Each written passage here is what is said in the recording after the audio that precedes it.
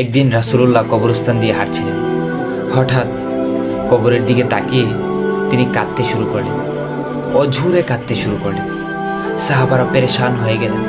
তারা জিজ্ঞেস করলেন, ইয়া রাসূলুল্লাহ, আপনি কাঁদছেন কেন? রাসূল জবাব দিলেন, আমার ভাইদের জন্য আমি কাঁদছি। সাহাবারা বললেন, আমরা কি আপনার ভাই নই? রাসূল তখন কি জবাব দিয়েছে জানেন? রাসূল বলেন, তোমরা তো আমার সাহাবী, আমার ভাই তো তারা যারা আমাকে না দেখেও আমার প্রতি ঈমান আনবে। প্রিয় ভিউয়ার্স, কথাটি আমার, আপনার, আমাদের জন্য ছিল, যারা রাসূল সাল্লাল্লাহু আলাইহি সাল্লামকে জীবনে কখনো দেখেনি, না দেখেই তাকে ভালোবাসে, তাকে মেনে চলার চেষ্টা করে।